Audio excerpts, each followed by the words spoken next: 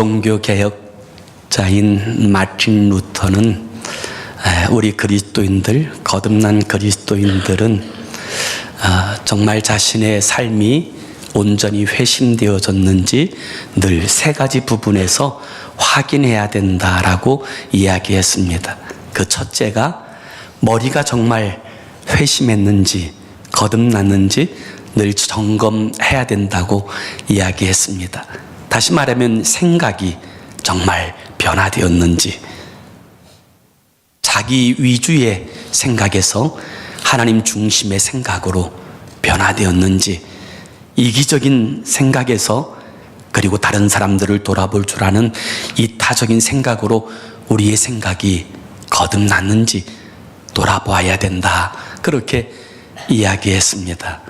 두 번째는 가슴이 정말 회심했는지 늘 확인해야 된다 이야기했습니다. 다시 말하면 마음이 정말 거듭났는지, 늘 부정적인 사람이 긍정적인 믿음의 사람으로 변화되었는지, 좌절과 낙심과 염려 가운데 살던 삶이 이제는 주님 안에서 소망 가운데 기쁨과 감격 속에서 살아가는 그와 같은 마음이 정말 변화되어졌는지 확인하고 살아야 된다, 그렇게 이야기했고요. 세 번째는 좀 재밌는 표현입니다만은 지갑이 거듭났는지 확인하고 살아야 된다라고 이야기하였습니다. 다시 말하면 우리의 삶의 가장 중요한 모습은 그의 수입과 지출 가운데 드러나게 되어진다는 것이지요. 삶의 진정한 변화는 말에 있지 않고 삶에 있는데, 그 삶의 진정한 변화를 보여주는 가늠자가 물질에 대하여 어떻게 행하고 있는지를 보여주는 것이다, 그렇게 이야기하였던 것입니다. 우리는 경건에 관한 말씀을 함께 묵상하고 있습니다. 경건은 가장 쉽게 이야기하면 하나님을 의식하고 사는 삶입니다. 하나님 앞에 조심하는 태도, 그것이 경건이지요. 우리가 인정하든 인정하지 않든 우리는 하나님 앞에 삽니다. 그런데 하나님 앞에 산다는 사실을 기억하고 사는 것과 하나님 앞에 산다는 사실을 기억하지 못하고 사는 삶은 엄청난 차이를 가지고 있습니다. 하나님께서는 하나님의 백성들이 경건한 하나님의 사람이 되어서 하나님의 축복의 통로로 살아가게 되는 것, 그걸 기뻐하십니다. 그래서 우리는 정말 경건한 삶을 추구하고 살아가는 거룩한 인생이어야 합니다. 우리가 읽은 이 디모데서는 영적인 부모와 같은 바울이 영적인 아들인 디모데에게 보낸 편지입니다. 그런데 이 영적인 부모 바울이 디모데에게 보낸 편지에서 정말 많이 강조하고 있는 한 단어가 있는데, 그것이 경건이라는 단어예요. 하나님의 사람답게 경건하게 살아라.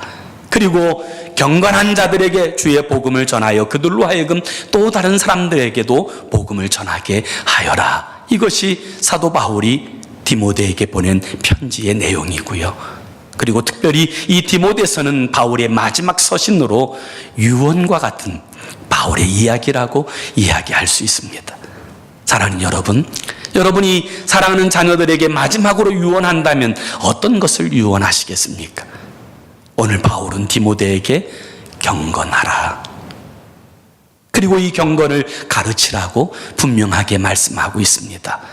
저는 우리 라스베가스 필그림 교회가 경건한 공동체가 되는 것, 그것이 저의 소원입니다. 그런데 이 경건한 공동체로 나아가기 위해서 저희 교회에서 큐티 가운데 많이 초청을 하는데, 이게 결코 쉽지 않다, 이런 생각을 합니다. 우리가 잘못된 습관은 쉽게 받아들이지만 거룩하고 경건한 습관, 이것은 결코 쉽게 세워지는 것이 아니라는 사실들을 요즘 많이 생각합니다. 그럼에도 불구하고 우리는 결코 이 경건을 소홀히 여기지 않고 정말 주님께서 원하시는 경건한 하나님의 사람으로 세워져서 하나님께서 두신 이 땅에서 하나님의 뜻을 나타내고 이루어가는 저와 여러분의 삶이 되어지기를 예수의 이름으로 축원합니다. 자, 우리가 경건한 삶을 사는 데 있어서 우리의 이 거룩한 경건을 잃어버리게 하는 것, 그것이 무엇일까요? 오늘 우리가 읽은 이 본문의 말씀은 경건을 잃어버리게 하는 것들에 관한 바울의 교훈입니다. 도대체 이 거룩하고 영광스러운 경건, 그 경건을 잃어버리게 하는 것이 무엇일까요? 오늘 성경은 첫 번째로 영적 무지 때문이라고 그렇게 이야기합니다. 우리 한번 본문 3절과 4절의 말씀을 함께 다 같이 함께 보시겠습니다. 3절과 4절. 누구든지 다른 교훈을 하며 바른 말, 곧 우리 주 예수 그리스도의 말씀과 경건에 관한 교훈을 따르지 아니하면 그는 교만하여 아무것도 알지 못하고 변론과 언쟁을 좋아하는 자니 이로써 투기와 분쟁과 비방과 악한 생각이 나며, 이렇게 말씀하셨습니다. 그렇습니다. 주님의 바른 교훈, 경건에 관한 말씀, 이 말씀을 바르게 듣지 않는 것, 그것을 영적인 교만이라고 이야기합니다. 그리고 이 교만 때문에 분쟁이 일어나고 언쟁이 일어나고 투기가 일어나고 비방이, 그리고 악한 생각이 드러나게 되어지는 것이다. 그렇게 사도 바울은 이야기하는 것입니다. 여러분, 왜 경건을 잃어버리는 줄 아세요? 하나님에 대한 영적 무지 때문이에요. 이 경건이 주는 영광이 무엇인지 알지 못하기 때문이에요. 이 경건이 얼마나 소중한 것인지 바로 알지 못하기 때문에 그래요. 하나님을 두려워하지 않는 사람들, 하나님에 대한 영적 무지를 가진 사람들은 결코 경건에 대한 관심이 없어요. 우리가 잘 알고 있는 18세기의 프랑스 철학자인 볼테르라고 하는 사람은 무신론자였어요. 이 볼테르는 교회에 관한 잘못되어진 이야기들을 소책자로 여러 권을 발행했을 뿐만 아니라 심지어 그는 성경은 동화책 같다, 그렇게 이야기했어요.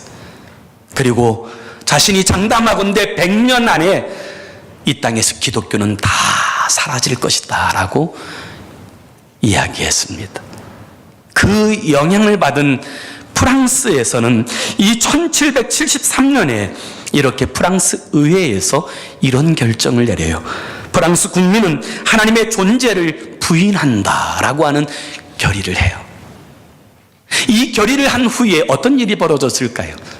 하나님의 존재를 부인하게 되었을 때 이 프랑스는 도덕적으로, 윤리적으로 삶이 완전히 무너졌습니다. 정말 하나님이 안 계신다고 믿는다면 여러분, 삶의 기준이 어디 있어요? 삶에 대한 책임을 져야 될 이유가 어디 있어요? 러시아의 문호인 도스토옙스키의 이야기처럼 정말 사람들이 하나님이 계시지 않는다고 확신한다면 그들은 못할 짓이 없다. 그렇지 않겠어요? 하나님이 정말 살아계시지 않는다고 믿는다면 못할 짓이 어디 있어요? 그것이 왜 문제가 되어지겠어요? 결국 프랑스의 국민들의 삶은 곤두박질치고 무너졌습니다.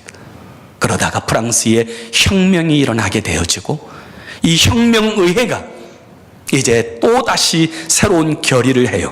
그 결의의 내용이 이런 내용이에요.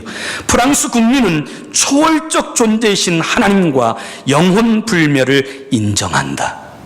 이것이 프랑스의 개혁, 이제 혁명의회에서 결의되어진 새로운 내용이에요. 그리고 나서 이 프랑스라고 하는 나라는 다시금 안정을 찾기 시작했다고 하는 것, 그것이 역사적 사실이에요. 사랑하는 여러분, 그리고 그 무신론자의 볼테르의 집은 정확히 100년이 지났을 때 성서 공회에 성경을 찍어내는 인쇄소가 되었습니다.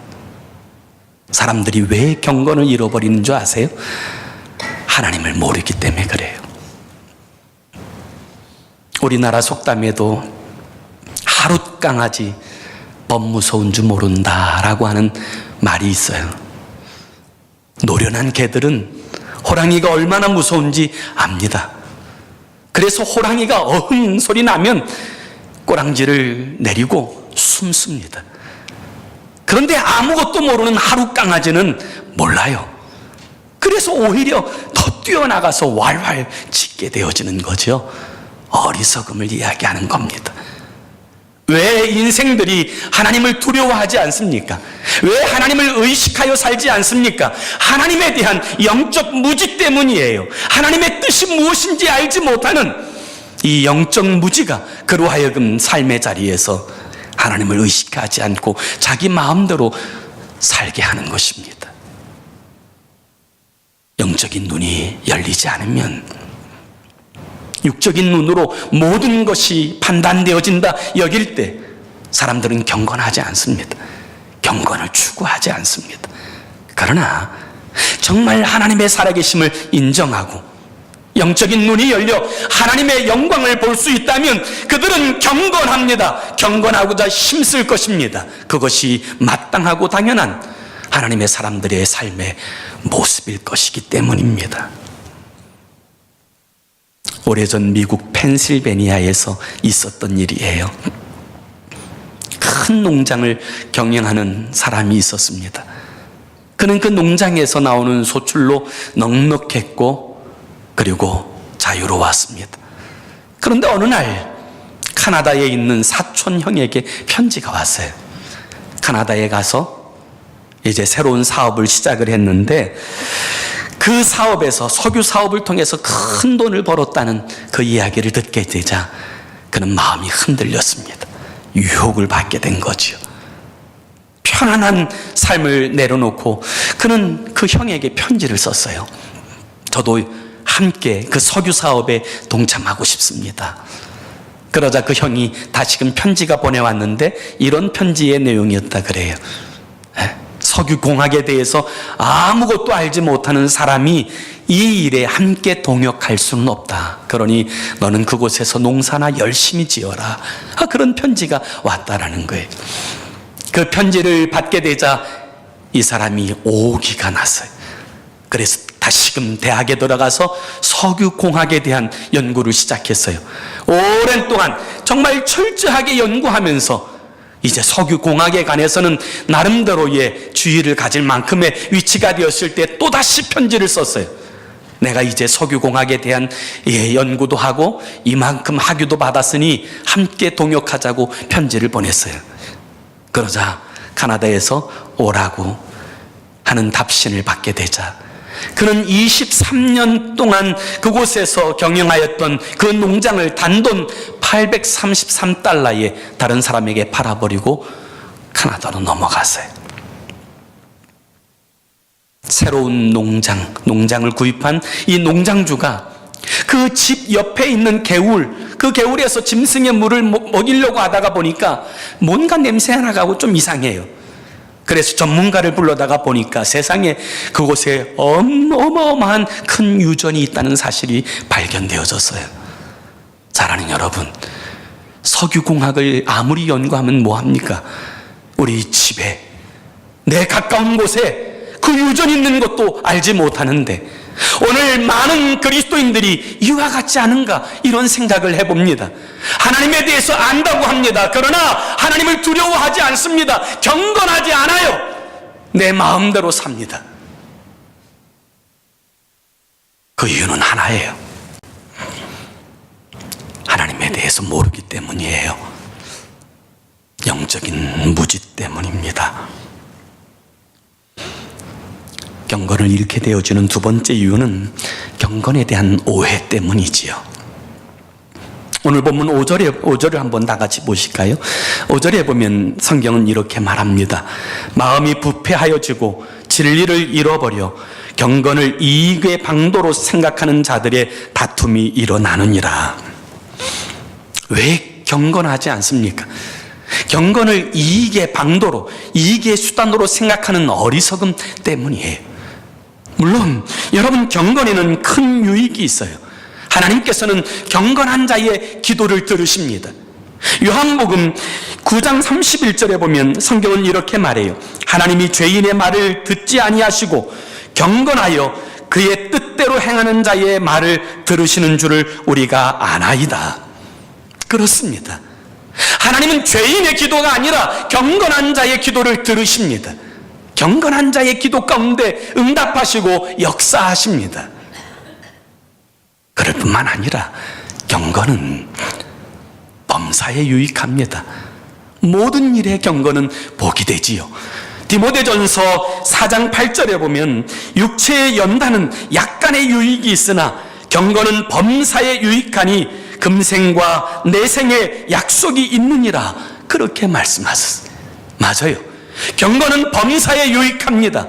이 땅에서만 유익한 것이 아니라 영원한 하나님의 나라에서도 경건은 복되고 유익해요. 경건보다 더 유익한 게 얼마나 되겠어요. 그럴 뿐만 아니라 경건은 우리를 구원합니다. 욥기서 13장 16절에 보면 성경은 이렇게 말해요. 경건하지 않은 자는 그 앞에 이르지 못하나니 이것이 나의 구원이 되리라. 맞습니다. 하나님은 경건한 자를 구원하세요.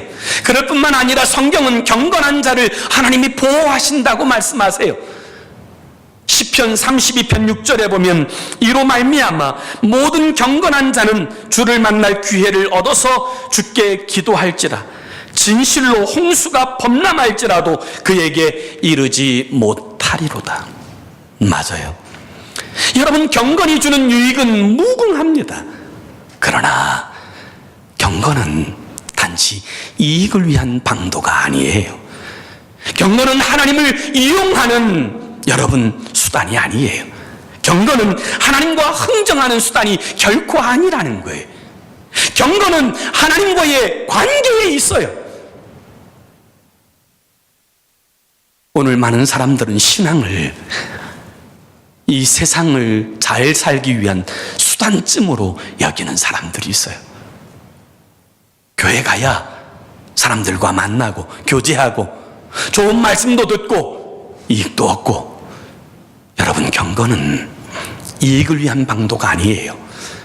경건은 하나님과의 관계이고, 그리고 이 하나님과의 관계는 우리의 생명이 됩니다. 경건을 이익의 수단으로 취급하는 것, 그것은 바로 경건에 대한 오해 때문이, 잘못된 생각 때문이, 이런 오해가 단순히 신앙생활을 이익을 위한 재료로 취급하는 죄를 낳는 거예요. 오늘 성경은 그와 같이 경건을 이익의 방도로 여기는 사람들을 향해서 이렇게 말합니다. 그들의 마음이 부패하여지고 진리를 잃었기 때문에 경건을 이익의 방도로 여기는 것이다. 그래서 5절을 다시 한번 보세요. 마음이 부패하여지고 진리를 잃어버려 경건을 이익의 방도로 생각하는 자들의 다툼이 일어나느니라, 그렇게 말씀하신 거예요. 결국 하나님을 경외하는 신앙까지도 돈벌이의 수단으로 여기는 것, 그것이 부패하였던 까닭이고, 그것이 진정한 진리에 대한 바른 영적 지식이 없기 때문이라고 주님은 말씀하신 거예요. 마땅히 경건해야 될 그리스도 예수의 사람들이 경건을 잃게 되어진 세 번째 이유는 잘못된 추구 때문이에요. 마땅히 추구해야 될 삶 대신에 잘못된 것, 다른 것을 추구하는 삶 때문에 이 경건은 잃어버리는 거예요. 사랑하는 여러분, 성도들이 마땅히 추구해야 될 삶은 뭘까요? 마태복음 6장 33절에 보면 그런즉 너희는 먼저 그의 나라와 그의 의를 구하라. 그리하면 이 모든 것을 너희에게 더하시리라 주님은 말씀했어요. 그리스도 예수의 사람들이 마땅히 이 땅 가운데 살 때 추구해야 될 삶은, 그것은 주님의 나라와 하나님의 의예요. 그것이 우리가 정말 이 땅에서 추구하고 살아야 될 삶의 내용이에요. 고린도전서 10장 31절에 보면 그런즉 너희가 먹든지 마시든지 무엇을 하든지 하나님의 영광을 위하여 하라, 이와 같이 말씀하셨어요. 그리스도 예수의 사람들의 관심은 먹는 데 있지 않아요. 마시는 데 있지 않아요. 하나님의 영광에 있어야 되는 줄로 믿습니다. 그것이 우리의 목적이에요. 그것이 우리가 추구하고 살아야 될 삶의 내용이에요. 그런데 우리가 손을 얹고 가만히 생각해 보세요. 우리가 정말 하나님의 영광을 추구하고 삽니까? 정말 하나님의 나라와 그 의가 우리의 삶의 목적이 되어집니까? 아니면 이 땅에서 어려움 당하지 않고 잘 먹고 잘 사는 것, 여러 가지 말로 포장은 하지만 그것이 우리의 삶의 목적이 되어 있지는 않습니까? 우리는 깊이 생각해 볼 일입니다. 마땅히 추구해야 될 것 아닌 다른 것을 추구할 때 그는 결코 경건할 수 없어요. 결코 하나님과의 관계 속에서 바른 삶을 영위할 수 없어요. 우리는 이 사실을 분명히 알아야 합니다.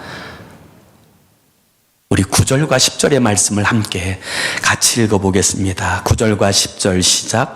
부하려 하는 자들은 시험과 올무와 여러 가지 어리석고 해로운 욕심에 떨어지나니 곧 사람으로 파멸과 멸망에 빠지게 하는 것이라. 돈을 사랑함이 일만하게 뿌리가 되나니 이것을 탐내는 자들은 미혹을 받아 믿음에서 떠나 많은 근심으로써 자기를 찔렀도다. 아멘. 그렇습니다. 여기 10절에 돈을 사랑한다라는 이 단어가 다른 표현으로 추구한다라는 동일한 단어의 의미로 사용되고 있어요. 그리스도 예수의 사람들이 돈을 추구하고 산다면 경건할 수 없어요. 돈을 추구하고 살아가는 인생의 삶 속에서 하나님과 바른 교제는 계속적으로 이루어질 수 없어요. 그런데 여러분, 많은 경우에 있어서 우리가 돈을 추구하고 살지 않습니까? 왜 돈을 추구하고 삽니까? 그래야 편안한 노후가 있다고 믿기 때문이에요. 돈이 있어야 어려움이 없다고 믿기 때문이에요. 돈이 있어야 사람들이 자신을 인정해 준다고 믿기 때문이에요. 그래서 사람들은 여러 가지 모양의 포장을 하지만 사실은 돈을 추구하고 살아가요. 그와 같은 삶은 결코 경건에 이르지 못해요. 오히려 믿음에서 떠나게 됩니다. 많은 근심으로써 자기를 찌르게 되어집니다. 하나님께서 기뻐하시는 경건으로 나아가지 못하는 거죠. 신앙생활을 하면서도 여전히 딴 생각에 사로잡혀 사는 거지요. 레오나르도 다빈치가 그린 최후의 만찬이라고 하는 그림, 여러분 다 아실 거예요. 여러분, 그 그림을 가만히 자세히 들여다보면 이 그림의 배경이 되어지는 상황을 이해할 수 있는데, 예수님께서 십자가 지시기 전에 마지막 최후의 만찬을 제자들과 하시면서 이렇게 말씀하세요. 너희 중에 하나가 나를 팔 것이다. 이 말씀을 들은 제자들이 서로 질문해요. 주님, 납니까? 그게 저는 아니지요? 질문해요. 그 제자들의 모습이 생생하게 그려져 있는 것, 그게 바로 최후의 만찬이라고 하는 그림이지요. 그런데 그 그림의 가룟 유다의 모습을 가만히 보세요. 그는 몸을 주님께로 돌리고 그게 납니까? 라고 묻지만 그의 손에는 여전히 돈 주머니가 쥐어져 있어요. 그는 돈 때문에 만왕의 왕으로 만주의 주인으로 오신 예수님을 바라버립니다. 엄청난 죄악을 저지르게 되어지는 거지요. 오늘도 많은 사람들이 이 돈 때문에 미혹을 받습니다. 돈 때문에 믿음에서 떠납니다. 돈 때문에 근심하며 삽니다. 하나님과의 관계에 고민하기보다 돈에 대한 고민 때문에 날마다의 삶을 지새웁니다. 그리고 탐욕에 사로잡혀 사는 거지. 스칼 솔즈라고 하는 분이 쓴 책 가운데 예수님처럼 친구가 되어주라 라고 하는 책이 있어요. 이 스칼 솔즈의 이 이야기 가운데 영국 런던에 있는 한 부자의 이야기가 등장해요. 2008년에 금융위기가 왔을 때 이 영국의 갑부인 그 사람의 재산 중에 거의 50% 가까이 손실을 봤다 그래요.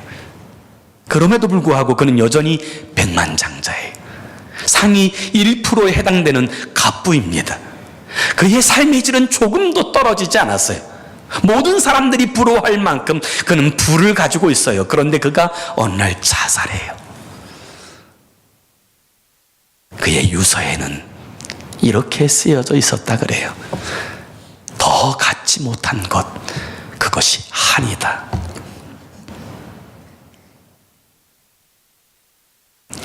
사랑하는 여러분, 성경은 탐심을 우상숭배라고 이야기합니다. 여러분, 탐심이 뭘까요? 다른 표현으로 이야기하면 하나님보다 더 추구하는 것이라고 이야기할 수 있어요.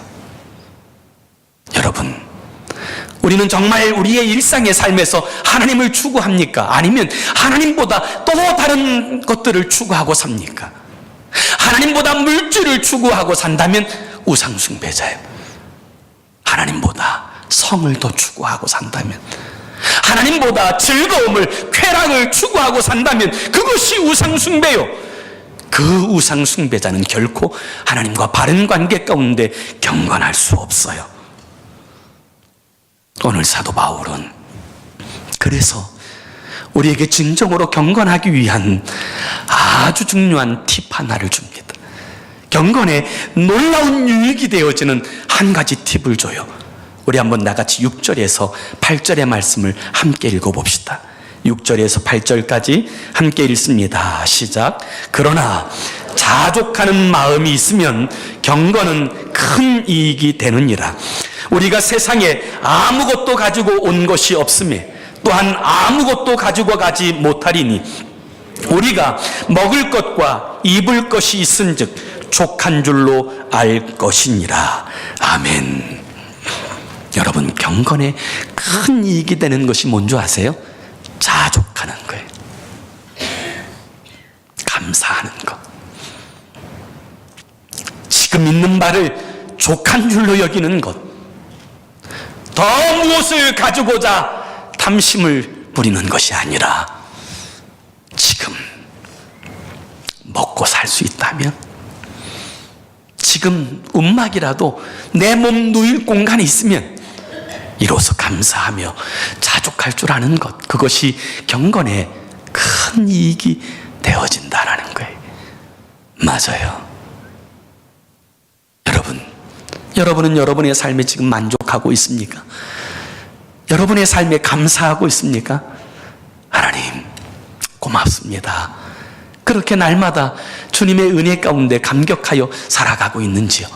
아니면 하나님께서 주신 것들은 다 망각하고 내게 없는 것만을 구하고 그것만을 쫓아가고 살아가고 있지는 않는지요? 저는 역사적으로 가장 부유했던 사람, 그 사람은 저는 솔로몬이라고 생각해요. 금으로 온 자신의 궁전을 뒤덮었던 사람, 하루에 소 30마리를 잡고 양 100마리를 잡아 자신의 식탁에 올렸던 사람, 자신의 짐승을 이제 키우기 위한 우리간을 4만 채나 지었던 사람, 자신이 가지고자 하는 그 모든 것을 소유하고 많은 농장들을 갖고 심지어 아내도 1000명 이상의 아내를 거느렸던 사람, 아마 그는 자신이 하고 싶었던 모든 일들을 했을 것입니다.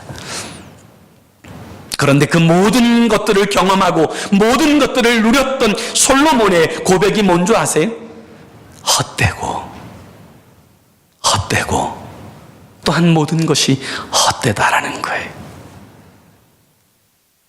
사랑하는 여러분, 소유에서 만족을 찾지 말고 하나님과의 관계에서 만족을 찾으십시오. 내가 지금 지니고 있는 것에서 자랑 삼지 말고 하나님과의 교제, 하나님과의 친밀함이 우리의 진정한 자랑이 되어지는 은혜가 있기를 원합니다. 그것이 경건의 이익이 되는 거예요. 저를 아는 분들이 종종 저에게 묻는 질문이 있어요. 정말 라스베가스의 삶이 괜찮으냐? 그곳에서 사역이 괜찮으냐 물어요. 저는 그때마다 이렇게 이야기합니다. 나는 라스베가스 체질이야. 그냥 하는 이야기가 아니고 정말 진심으로 하는 이야기. 저는 라스베가스가 너무 좋아요. 저는 우리 필그림 교회가 너무 좋아요. 저는 우리 성도님들이 사실 너무너무 좋아요. 저는 날마다 만족하며 살아요. 지난번에 유럽에서 우리 선교사님 공동체를 섬길 기회가 있었는데, 유럽에서 모인 선교사님들에게 강의하면서 제가 좀 주책 맞지만 라스베가스 자랑을 했어요. 제가 유럽을 다 돌아다녀보니까 너무 물가가 비싸더라. 왜 이런 곳에서 사느냐. 우리 라스베가스에 와서 함께 동역하자. 여러분, 우리에게 주신 그 삶의 자리에서 감사하며 만족하며 자족하며 사세요. 그리고 소유에 집중하지 말고 주님과의 관계에 집중하세요. 사도 바울이 예수 그리스도를 만나고, 그리고 이 복음을 위해서 사는 동안에 어마어마한 고난과 역경을 만났어요. 그럼에도 불구하고 그가 믿음을 잃어버리지 않고, 그럼에도 불구하고 그가 끝까지 경건할 수 있었던 이유가 어디 있는 줄 아세요? 자족할 줄 아는 거. 그래서 빌립보서 4장 11절에서 12절에 보면 사도 바울이 이렇게 이야기해요. 내가 궁핍함으로 말하는 것이 아니라 어떠한 형편에서든지 나는 자족하기를 배웠노니, 나는 비천에 처할 줄도 알고 풍부에 처할 줄도 알아. 모든 일, 곧 배부름과 배고픔과 풍부와 궁핍에도 처할 줄 아는 일체의 비결을 배웠노라. 맞아요. 사랑하는 여러분, 오늘 우리의 경건은 어디에 있습니까? 머리에 머물러 있습니까? 우리의 가슴까지 내려왔습니까? 하나님께서는 사용하지 못하실 그릇은 없어요. 그런데 디모데후서 2장 20절에 보면 거룩하고 깨끗하게 예비된 그릇, 하나님은 그 인생을 사용하신다 하셨어요. 오늘 하나님은 하나님의 영광스러운 일에 사용할 하나님의 사람을 찾습니다. 경건한 자를 찾으세요. 우리의 삶의 자리에서 하나님 앞에 쓰임받아지는, 우리를 통하여 우리의 가정이 복을 받고 우리의 주변이 하나님의 영광을 보는 그 거룩한 일에 쓰임받아지는 저와 여러분의 삶이 되어지기를 예수의 이름으로 축원합니다. 우리 함께 기도합시다. 우리 함께 기도하기 원하는데요, 오늘 이 주의 말씀을 묵상하면서 우리 자신을 한번 좀 돌아봤으면 좋겠어요. 내가 이 교회 다닌 지 몇 년이고 예수 믿은 지 몇 년인데, 그렇게 자랑하시는 분들의 삶을 보면 경건하지 않을 때가 있어요. 하나님을 진짜 알면, 정말 영적인 눈이 열리면 하나님 두려워하며 살게 돼 있어요. 하나님 의식하면서 살게 돼 있어요. 하나님 앞에 조심하는 태도로 살게 되어져 있어요. 근데 영적으로 무지하면 보이지 않아요. 눈에 보이는 것이 전부인 줄 알아요. 그러다가 자기 마음대로 삽니다. 오늘 이 주의 말씀을 붙들고 함께 기도했으면 좋겠어요. 하나님, 나의 영적인 눈을 열어주세요. 경건을 이익의 방도로 여기는 어리석음 가운데서 저를 구원하여 주시고, 하나님과의 관계가 내 생명인 것을 아는 바른 영적 지식을 갖게 하여 주시고, 하나님, 내 삶의 목적이 하나님 이 땅에서 무엇을 먹을까, 무엇을 입을까가 아니라 하나님의 영광이 되게 하시고 하나님 앞에 쓰임받아지는 거룩한 삶이 되어지는 것, 하나님, 그와 같은 인생으로 쓰임받아지는 것이 내 삶의 목적이 되게 하여 주옵소서. 이와 같은 제목을 가지고 하나님, 영의 눈을 열어주세요. 하나님, 정말 바른 영적 지식을 갖게 하여 주시고 내 삶의 분명한 목적을 정하고 하나님의 영광을 위해 쓰임받아지는 경건한 하나님의 사람으로 서게 하여 주옵소서. 이와 같은 제목을 가지고 1분 동안 우리 함께 합심으로 기도하겠습니다. 좋으신 하나님 아버지, 주님의 놀라우신 은혜와 사랑을 진심으로 감사합니다. 정말 하나님을 알면, 아버지 하나님, 하나님 앞에 두려워합니다. 하나님을 경외합니다. 하나님 앞에 함부로 말하지 않습니다. 함부로 행동하지 않습니다.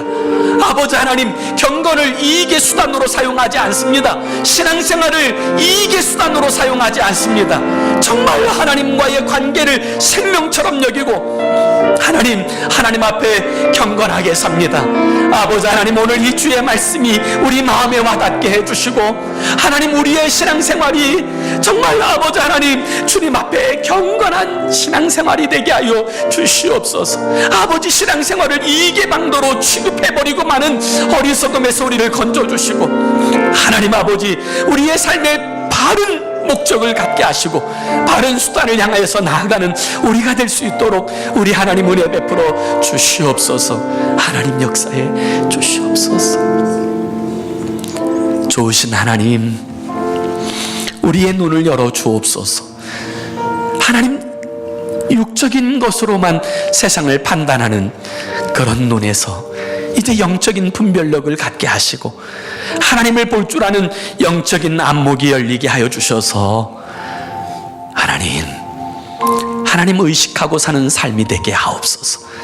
하나님 앞에 있음을 기억하고 사는 삶이 되게 하여 주옵소서. 그리고 내 인생의 목적과 방향이 세상에 있지 않고 이 땅에 먹을 것에 마실 것에 이 땅에 즐길 것에 있지 않고 하나님의 나라와 하나님의 영광에 있게 하여 주옵소서.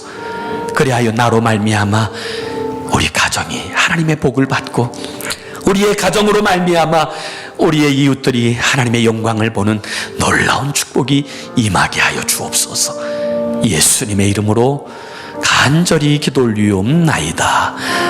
아멘.